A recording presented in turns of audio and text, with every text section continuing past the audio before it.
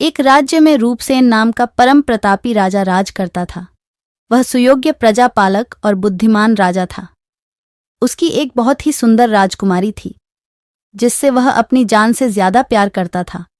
वह उसे कभी दुखी नहीं देखना चाहता था। वह जिस चीज की मांग करती थी, उसे हर हाल में पूरा करता था। राजा के पास 2 अनमोल मोती के दाने थे, जिसे माला में पिरोकर राजकुमारी के गले में डाले रखता था। वैसे तो मोती के अनमोल दाने उसके पास 108 थे, जिसे राजा अपने गले में डाले रहता। उसकी मोतियों की अनमोल माला पर पड़ोस की राजा की नज़र थी। पड़ोस का राजा बहुत ताकतवर राजा था। उसने चंद्रदेव के पास दूत भेजा कि या तो वो स्वेच्छा से मोतियों की माला हमें दे दें या फिर हमसे युद्ध करे। राजा ने मोती देने से साफ इनकार कर दिया और युद्ध करने को तैयार हो गया। दोनों तरफ से घमासान युद्ध हुआ। राजा रूपसेन युद्ध में हार गया। उसे अनमोल मोतियों की माला देने के साथ राज्य का कुछ हिस्सा भी पड़ोसी राजा को देना पड़ा। मगर माला देने से पहले रूपसेन ने 2 मोती माला में से निकाल लिए थे और उसके बदले 2 नकली मोती उसमें डाल दिए थे। इस प्रकार पड़ोसी राजा से रूपसेन की बहुत बड़ी दुश्मनी हो गई थी। रूपसेन अपनी अनमोल मोतियों के चले जाने से बहुत दुखी रहता था। वह मौके की फिराक में था कि कोई ऐसा मौका आए कि वह पड़ोसी राजा को बंदी बनाकर अपना राज्य का खोया हिस्सा और अनमोल मोतियों की माला वापस ले लें। समय बीतता गया। राजा की राजकुमारी बड़ी हो चली थी। वह अकेले जंगल में शिकार के लिए चली जाती। जंगल में एक वृद्ध महात्मा रहा करते थे। उनकी कुटिया बहुत ही सुंदर और मनमोहक थी। राजकुमारी कभी कभी कुटिया पर भी जाया करती और महात्मा से आशीर्वाद लिया करती थी। एक दिन पड़ोसी राजा का राजकुमार महात्मा की कुटिया पर आया हुआ था। संयोग से राजकुमारी भी उसी समय महात्मा की कुटिया पर पहुंच गई। उसने जब राजकुमार को देखा तो उस पर मोहित हो गई। राजकुमार ने भी जब राजकुमारी को देखा तो अपना दिल दे बैठा। दोनों ने महात्मा की कुटिया पर तो कुछ नहीं कहा, मगर चोरी छुपे जंगल में मिलने लगे। दोनों को यह पता नहीं था कि उन दोनों के पिता एक दूसरे की जान के दुश्मन हैं। संयोग से एक दिन दोनों को आलिंगन करते महात्मा ने देख लिया। वह कुपित हुए और बोले, घोर अनर्थ! काल तुम दोनों के सिर पर मंडरा रहा है और तुम दोनों इससे अनजान हो प्रेमालाप कर रहे हो, जबकि दोनों के भाग्य में मिलन लिखा ही नहीं है। राजकुमार और राजकुमारी महात्मा के चरणों में गिर पड़े और बोले, हम एक दूसरे के बगैर रह नहीं सकते। आप कृपा करो कि हमारा मिलन हो जाए। आप सिद्ध महात्मा हो, आपके सामने तो भगवान को भी झुकना पड़ेगा। हम आपके ही बच्चे हैं, आप हमारे लिए प्रयत्न करो। महात्मा कुछ देर सोचते रहे। फिर राजकुमार को चिरंजीवी होने का तथा राजकुमारी को सदा सुहागन और दोनों की जोड़ी सलामत रहने का आशीर्वाद दे डाला। दोनों अपने अपने महल लौट गए। राजा चंद्रदेव को गुप्तचरों से किसी तरह पता चल गया कि उसकी बेटी उसके शत्रु के बेटे से प्रेम करने लगी है, तो वह अपनी बेटी पर बहुत गुस्सा हुआ और उस पर प्रतिबंध लगा दिया कि राजकुमारी महल से बाहर न जा पाए। वह अपने दरबार के पंडितों को आदेश दिया कि जल्दी से जल्दी किसी राजा के राजकुमार से बेटी का रिश्ता तय कराए। हम जल्दी से जल्दी राजकुमारी का विवाह कर देना चाहते हैं। पहले के जमाने में पंडित जी ही शादी विवाह कराते थे, तो पंडितों ने राजकुमारी का विवाह एक दूर के राजा के लड़के से तय करा दिया। बारात आने में केवल 4 दिन बाकी रह गए थे। सहसा अचानक से महात्मा राजा के दरबार में पधारे। राजा ने उनका बहुत स्वागत किया। महात्मा सत्कार से बहुत खुश हुए और बोले कि अपनी राजकुमारी को मेरे पास बुलाए। राजा ने राजकुमारी को बुलवाया। राजकुमारी महात्मा के सामने आकर खड़ी हो गई। वह महात्मा से बोली कि अपने वचन की लाज रखिए। महात्मा ने इशारे में उसे आश्वस्त रहने का वचन दिया।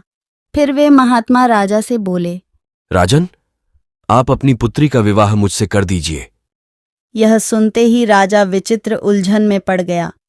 वह सोचने लगा, यह महात्मा बुढ़ापे में पागल हो गया है।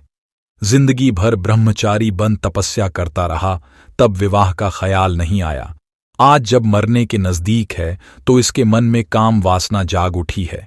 सच है, मनुष्य की बुद्धि भ्रष्ट होने की कोई उम्र नहीं होती, वह किसी भी उम्र में पगला सकता है। राजा ने विचार किया कि इससे कुछ असंभव चीज की मांग की जाए, जिसे यह उसे पूरा न कर सके और खुद ही लौट जाए। राजा ने महात्मा से कहा, महात्मन, मैंने अपनी बेटी का विवाह पहले से तय कर रखा है। अगर आप चाहते हैं कि इसका विवाह आपसे हो और मैं उस राजा को मना कर दूं, तो आपको 2 काम करने पड़ेंगे। राजा ने अपनी बेटी के गले से 2 अनमोल मोतियों की माला अपने हाथ में ले ली और उसे महात्मा को दिखाई और बोला, ये 2 मोती है, इसमें इसी तरह के अनमोल मोती जोड़कर 108 मोतियों की माला तैयार कर दें और पड़ोसी राजा के राजकुमार का सिर मेरे सामने लाकर रख दें, तो अवश्य ही राजकुमारी का विवाह आपके साथ कर दूंगा। अच्छी बात है, हम अवश्य दोनों चीजें कल तक हाजिर कर देंगे। अगर कल नहीं ला सका तो तुम अपनी बेटी का विवाह निश्चित जगह पर कर देना। महात्मा वहां से पड़ोसी राजा के दरबार में गए। राजा ने उनका खूब सत्कार किया और आने का प्रयोजन पूछा। महात्मा ने राजा से कहा, मुझे 2 चीजें चाहिए।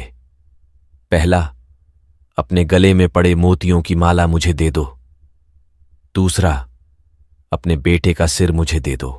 महात्मा के ऐसे कहने पर राजा बहुत उलझन में पड़ गया, मगर उसने सोचा, ये सिद्ध महात्मा है, इनके कहे का अर्थ समझ पाना हर किसी के बस की बात नहीं।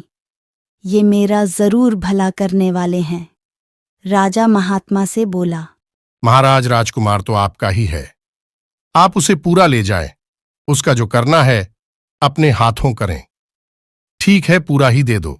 महात्मा वह मोतियों की माला और राजकुमार को साथ लेकर राजा रूपसेन के पास पहुंच गए। महात्मा ने अनमोल मोतियों की माला राजा को दे दी और बोले, राजन, मैं राजकुमार को जिंदा ही लेकर आ गया। तुम मेरा विवाह राजकुमारी के साथ हो जाने के बाद उसका शीश अपने हाथों से काट देना। बहुत अच्छा, यह अपने आंखों के सामने राजकुमारी का विवाह होता देख लें। राजकुमारी को वरमाला डालने के लिए राजा ने बुलवाया। राजकुमार को महात्मा अपने साथ ही बगल में खड़ा कराए थे। महात्मा ने राजकुमारी को इशारा कर दिया कि देर किस बात की है, डाल दे माला राजकुमार के गले में। राजकुमारी तुरंत राजकुमार के गले में माला डाल महात्मा के चरणों में गिर पड़ी।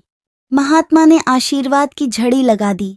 सौभाग्यवती भव, सदा सुहागन भव, यशस्वी भव, पुत्रवती भव, चिरंजीवी भव। महात्मन, आप ये क्या कर रहे हो? अरे, राजकुमारी का विवाह तो आपसे होना था, मगर राजकुमारी आपको ही धोखा दे रही है। इसने मेरे दुश्मन के लड़के के गले में माला डाल दी है। राजन, तुम्हारी बुद्धि भ्रष्ट हो गई है। जो 2 प्रेमी को जुदा करने पर तुले थे, मगर दोनों को मिलाने के लिए मुझे कितनी भाग दौड़ करनी पड़ी। राजा विधि के विधान में यही था। दोनों के मिलन से 2 राजाओं की दुश्मनी खत्म हो गई है। तुम भी यही चाहते थे कि तुम्हें मोतियों की माला वापस मिल जाए, तुम्हारे राज्य का हिस्सा वापस मिल जाए, मगर तुम्हें तो दुश्मन राजा का पूरा राज्य ही मिल गया। अब और तुम्हें क्या चाहिए? अरे, अब तुम भी बूढ़े हो चले हो। बेटी और दामाद को राज्य सौंपकर मेरे साथ चलकर तपस्या करो। राजा को महात्मा की बात समझ आ चुकी थी कि महात्मा सिर्फ दूसरे की भलाई के लिए शरीर धारण करते हैं। उन्हें अपने लिए कुछ नहीं चाहिए।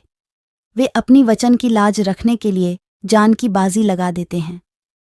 राजा ने अपनी बेटी दामाद को आशीर्वाद दिया और पड़ोसी राजा को खबर भिजवाई कि वह बारात लेकर आए और अपने बेटे बहू को ले जाए। फिर महात्मा जी ने भी राजा से विदा ली और जंगल में अपनी कुटिया में चले गए। भाइयों और बहनों, ये कहानी आपको अच्छी लगी हो तो कमेंट में राधे राधे लिखें और ऐसी ही और कहानियाँ सुनने के लिए हमारे चैनल को सब्सक्राइब करना न भूलें और वीडियो को शेयर भी ज़रूर करें। धन्यवाद।